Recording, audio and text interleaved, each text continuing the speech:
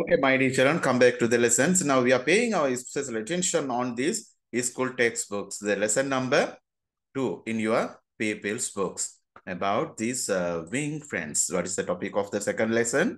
Wing friends. Wing friends பற்றி உங்களோட இரண்டாவது பாடம் உங்களோட ஆங்கில பாட புத்தகத்துல PPL's புக்ல இரண்டாவது பாடம் விங் ஃப்ரெண்ட்ஸ் பற்றி பார்த்து கொண்டு இருக்கிறோம். அந்த வகையில இப்ப இன்எக்ஸிசிபிள் ஐலண்ட் ரயில் அப்படின்னா யாருக்குமே கிட்ட அணுக முடியாத தீவு ரயில். தீவு ரயில்னா தீவு ரயில் அதோட பேர் அப்படி எப்படி வச்சு இருக்கிறாங்களோ தெரியா அத தீவு ரயில்னா அந்த தீவு ஏதோ ஒரு தீவுல வாழுது போல. ரயில்னா கோச்சி, ட்ரெயின். ரயில்னா என்ன? ட்ரெயின், கோச்சி.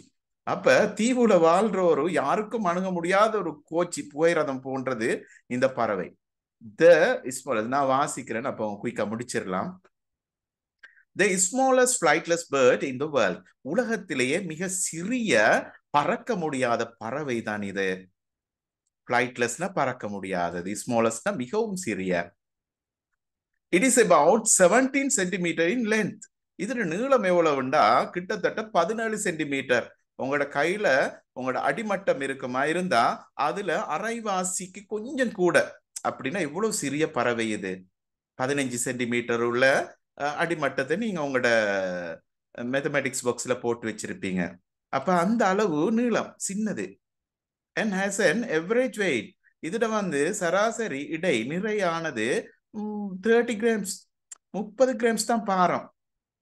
30 கிராம்ஸ் அப்படின்னா ஒரு கையில் அப்படி லேசா பிடிச்சிடலாம், கோழி குஞ்சு மாதிரி.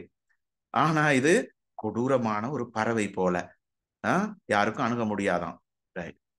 இட்ஸ் ஃபெதர்ஸ், அதோட சிறகுகள் எல்லாமே R a mixture of dark gray and dark rusty brown.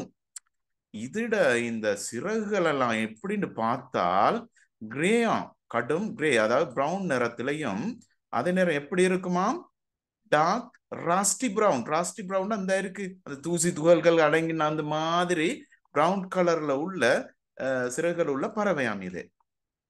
Recording போட்டோமா? ஓகே, ரெக்கார்டிங் போய் கொண்டு இருக்கு. A bird with a loud trilling call. அதாவது இது சத்தமா சத்தமா போடக்கூடிய அந்த சத்தத்துக்கெல்லாம் பயம் எல்லாம் இல்ல பறவைகள்னா இது ஒரு தீவுல சுயாதீனமா வாழ்ற ஒரு பறவை போல சத்தம் எல்லாம் எழுப்பும். அப்ப இதுல ட்ரில்லிங்னா என்ன? நீங்க கஷ்டமான சொற்கள் எழுதுறீங்களோ இல்லாட்டி படம் பார்த்து கொண்டு இருக்கிறீங்களோ தெரியல.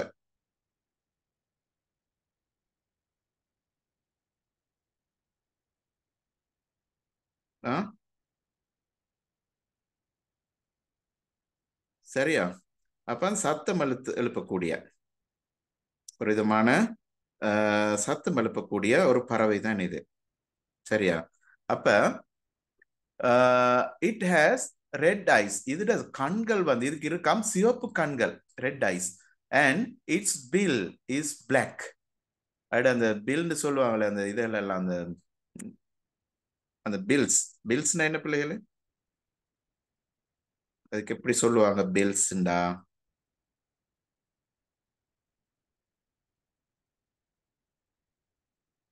பில்ஸ்னா எழுதி கொள்ளுங்க. அந்த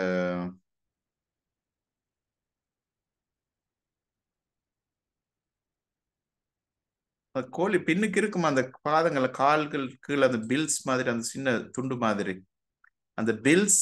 அதுக்கு என்ன தமிழ் சொல்ல தெரியல. அந்த பில்ஸ் இஸ் பிளாக். அதோட பில்ஸ் கருப்பு பிளாக் இன் கலர், கருப்பு கலர் இருக்குமா.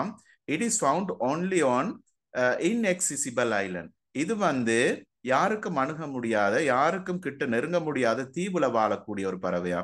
த ஒன்லி இன்ஹெபிட் அப்படின்னா the only inhabited island. Right? அப்ப inhabited என்ன எழுதி கொள்ளுங்க. inhabited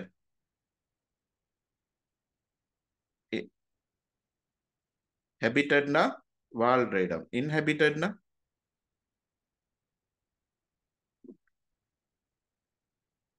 வாழ்றது, குடியிருக்க. inhabited. ஓகேயா? அப்ப அது எங்க வாழுதாம்? inhabited island. in the Tristan Archipelago அப்படின்ற அந்த இடம். அந்த இடத்துல பேரா? அந்த இடம் எங்க இருக்கு? அமெரிக்காலயா? அதை பத்தி சொல்றாங்க. என்ன இடம்னு? ட்ரிஸ்டன் ஆர்ச்சிபெலாகோ என்ற இடம்.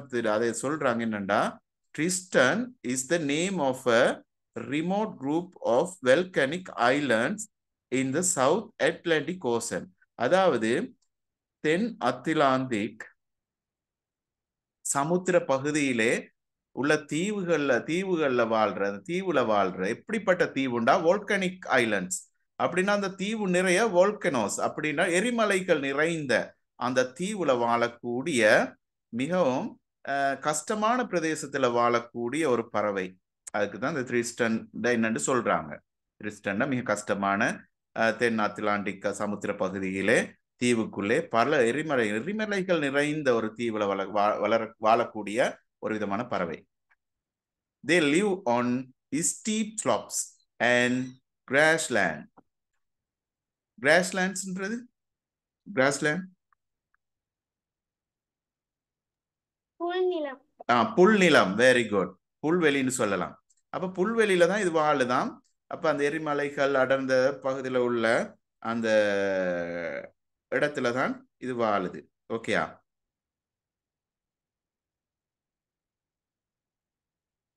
and eat, இது சாப்பிடுது. என்னது சாப்பிடுது? earthworms. earthwormsனா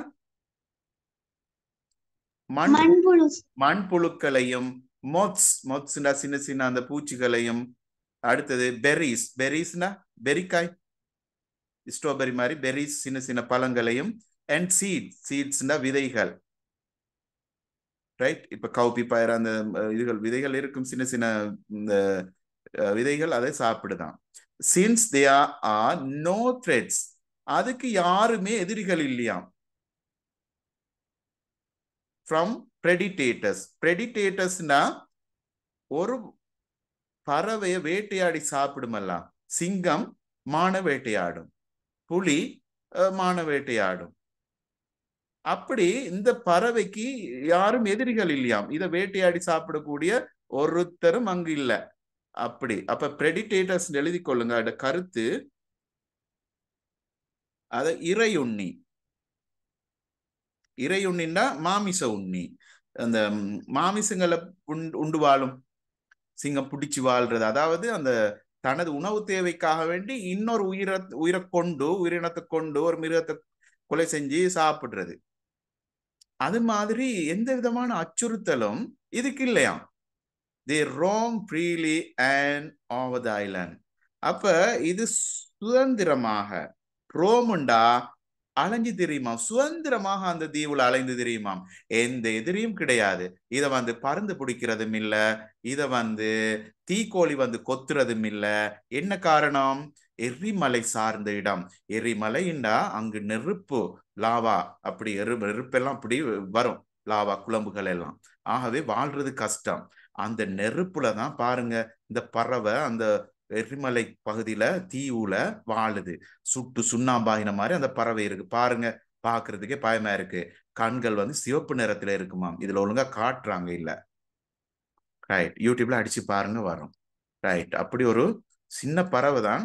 ஆனா சுதந்திரமா வாழ்றாப்புல. யாரும் அதை பிடிக்கிறது இல்ல. இதை பிடிச்சி சிக்கன் 65 எல்லாம் போடுறது இல்ல, சாப்பிடுறதும் இல்ல ஒருத்தரும். ஏன்னா அந்த தீவுக்கு ஒருத்தருக்கும் போக இயலாது. அப்ப பாருங்க, predators, அதாவது இதை பிடிச்சு சாப்பிடுற எதிர்கள்ல இருந்தெல்லாம் இது சுதந்திரமா, தி ரோம், அலைந்து தெரியுமா, freely all over the Island. இந்த தீவு முழுக்க இது அலைந்து தெரியுமாம், சுதந்திரமா, யாருக்கும் பயப்படாம. அடுத்தது எம்பரர் பென்குயின். எம்பரன்றது என்ன பிள்ளைகளே? எம்பரண்டா அரசன், ராஜாண்ட அர்த்தம். எழுதிக்கொள்ளுங்க. எம்பரண்டா அவர்தான் பெரிய சாம்ராஜ்ய அரசன். அரசன், பறவைகளுக்கெல்லாம் அரசனா. எம்பரர் பென்குயின்ஸ் அப்படின்னா ராஜ பென்குயின்கள். ராஜ பென்குயின்கள். Now you can see penguin. Penguin பார்த்திருப்பீங்க. ஐலாண்ட் ஆஃப் மெடகஸ்கார்னு பார்த்துருப்பீங்க, கார்ட்டூன் எல்லாம் இருக்கு. ரைட். அப்ப இதை பத்தி பார்க்கலாம், குயிக்கா பார்க்கலாம், பார்த்துக்கொள்ளுங்க.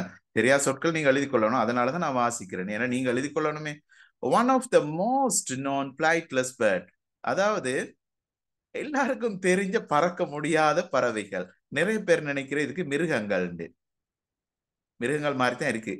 நாய தலகுகளா வச்ச மாதிரி தான் இருக்கு, பூனைய தலகுகளா வச்ச மாதிரி. ஆனா இது பறவை.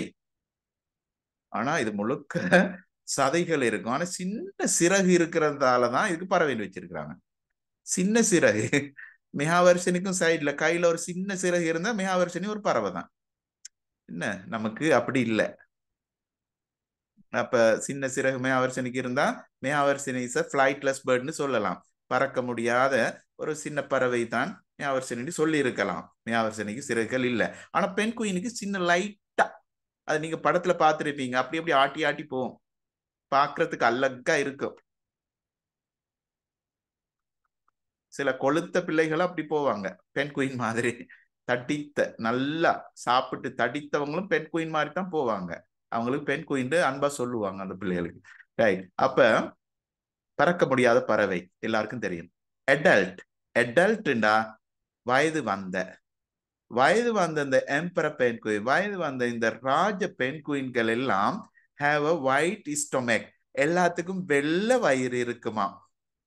வெள்ளை வயிறு, வெள்ளை வெண்ணிறத்துல வயிறு இருக்குமா. இருக்கா? ரைட், இருக்கு. அப்படித்தானே கப்சியா, வெள்ளை நிறத்துல வயிறு இருக்குமாம், ஸ்டொமக்ல வயிறு. பிளாக் ஹெட், கருப்பு தலை இருக்குமாம். வெள்ளை வயிறும் கருப்பு தலையும். அற்புதமான ஆண்டவன், அற்புதமான படைப்பு. ரைட்.